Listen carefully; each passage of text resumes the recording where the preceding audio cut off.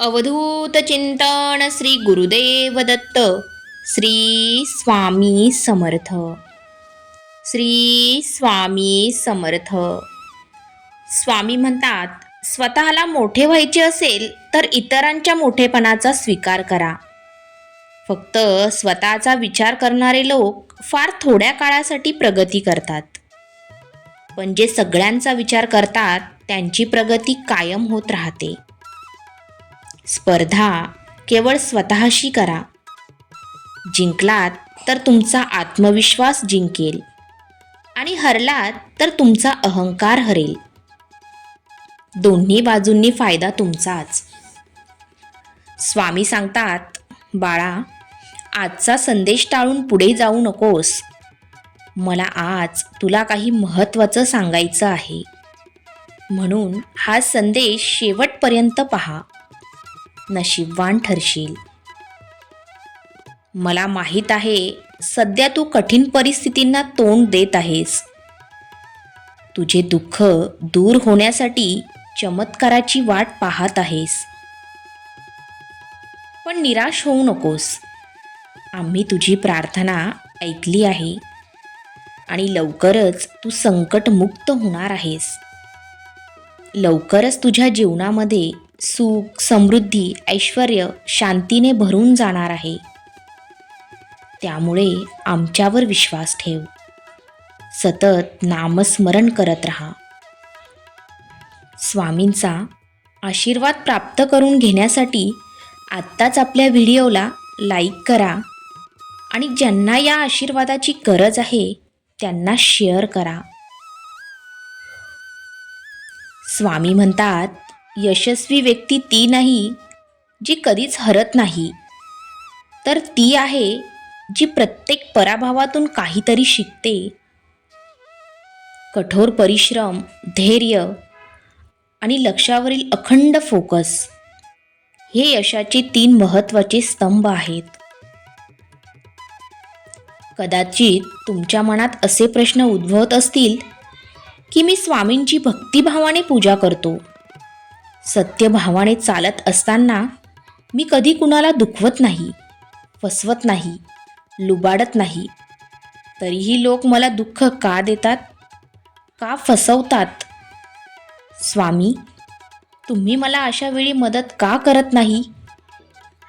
तेव्हा स्वामी त्याला म्हणतात, बाळा, त्यांची बुद्धी त्यांना प्रवृत्त करते. तुला फसवतात, दुखवतात, त्यांचं तात्पुरता त्यांना फायदा होतो. पण तू निराश होऊ नकोस. तुला फसवल्याने त्यांना न कळत जे पुढे चांगले मिळणार होते ते त्यांच्यापासून लांब गेलेले असते आणि त्याचे पाप त्यांच्या प्रपंचाला भोगावे लागतात. वरवर तो सुखी दिसत असला तरी आतून त्याने जे कृत्य केलेले आहे त्याची फेड त्याला लगेच मिळत राहते आणि तुला न मिळालेले ते तुला दुसऱ्या रूपात कुठेतरी डबल मिळून जाते. म्हणून निष्ठा सोडू नकोस. प्रामाणिक राहा, भक्ती कर, कोणाचे वाईट चित्तू नकोस. भिवू नकोस, मी सदैव तुझ्या पाठीशी आहे. हळूहळू का होईना, स्वामी समर्थांच्या नामस्मरणाने निश्चितच चांगले दिवस येतील. तुम्ही खचून जाऊ नका. कधीकधी स्वामी भक्तांच्या सहनशक्तीची परीक्षा घेतात आणि आपल्याला त्या परीक्षेत पास व्हायचं आहे. सहमत असाल तर होय स्वामी सहमत आहे असे टाईप करा. नशीबवान ठराल. जीवन म्हणजे झोपाळा आहे. तो जेवढा मागे जातो तेवढ्याच प्रमाणात पुढे येत असतो. त्यामुळे जीवनात घाबरू नका. दुःख जेवढी येतात तेवढी सुखही येणार असतात. जबाबदारी समर्थपणे पेलू शकणाऱ्यावरच जास्तीत जास्त जबाबदाऱ्या पडत जातात. संयम बाळगायला शिका. तुमचा क्रोध समोरच्याला जिंकवत असतो. जेवढे एकट्याने संघर्ष कराल तेवढे ताकदवान राहाल. ज्याला दुःखाची जाणीव असते त्याला सुखाची किंमत असते. म्हणून जे दिवस आपण काढले आहे त्याची नेहमी जाणीव ठेवली पाहिजे. म्हणजे जे आता मिळत आहे त्याचा तुम्हाला आनंद मिळेल. सुंदर चेहरा एक दिवस म्हातारा होतो, बलाढ्य शरीर एक दिवस गळून पडते, पदही एक दिवस निघून जाते.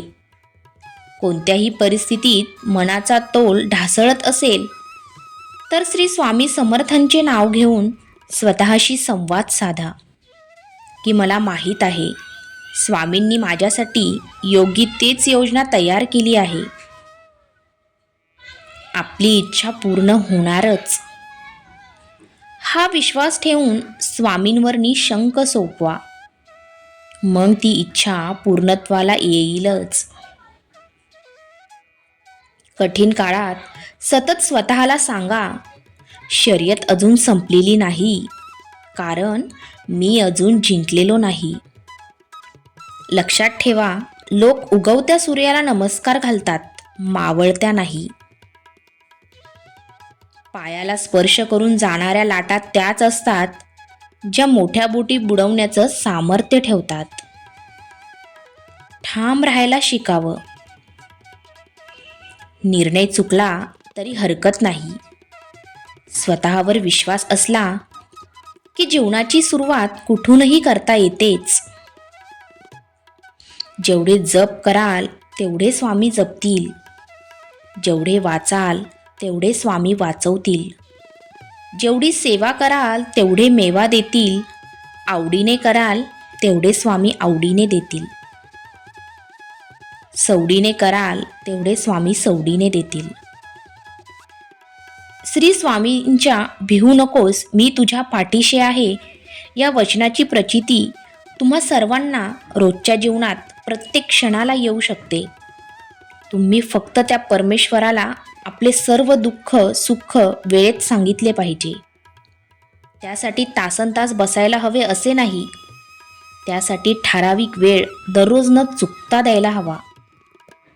त्याला वेळ काळ स्थळ याचे बंधन हवे. तेव्हाच ती उपासना सिद्ध होऊन आपल्याला योग्य तो मार्ग सापडतोच. तुमचा स्वामी शक्तीवर विश्वास असेल तर आत्ताच आपल्या चॅनलला सबस्क्राईब करून लाईक करा. तुमच्यासाठी नशिबाचे दार उघडतील. न हरता न थकता न थांबता प्रयत्न करणाऱ्यांसमोर कधीकधी नशीबसुद्धा हरतं. पाणी धावतं म्हणून त्याला मार्ग सापडतो. त्याप्रमाणे जो प्रयत्न करतो त्याला यशाची सुखाची आनंदाची वाट सापडते. स्वामी सखांना जे जमले ते सर्वांना जमणे शक्य आहे. अगदी कलियुगातही ते जमणे शक्य आहे. फक्त त्यासाठी तुम्ही मनापासून प्रयत्न करायला हवे. भक्ती यासारखे वैभव प्राप्त करण्यासाठी हवे ते दृढ इच्छा, चिकाटी, जिद्द आणि स्वामींवर विश्वास. महत्त्वाचं म्हणजे परब्रह्माबद्दल आतुरता असायला हवी. अविश्राम कष्ट घेऊन जर तुम्ही या मार्गावर चालतात तर हे दिव्य परब्रह्म जीवन तुम्हाला नक्कीच प्राप्त होईल. स्वामी म्हणतात, माझ्यावर विश्वास ठेव. मी सर्वत्र आहे. मी चराचरात व्यापून आहे. मी वारा आहे, मी पाणी आहे, आकाशही मीच आहे. गांगापुरा ध्रुवावर मीच आहे. मी कोठेही गेलेलो नाही. मी सदैव तुमच्या पाठीशी आहे. नको असलेल्या अपेक्षा वाढल्या की हवी असणारी माणसं गमावण्याची वेळ येते. उगाच चिंता करू नकोस, कारण तुझी चिंता ही व्यर्थ आहे. तुझ्या पाठीशी प्रत्यक्ष ब्रह्मांड नायक आहे. एकदा मनापासून मला हाक मारून तर बघ. तुझ्या हाकेला नाही धावून आलो तर मग बोल. घाबरू नकोस, पुढे जात जा. संकटे दूर होतील. हाच तुला माझा आशीर्वाद. हा संदेश शेवटपर्यंत ऐकल्याबद्दल धन्यवाद. श्री स्वामी समर्थ.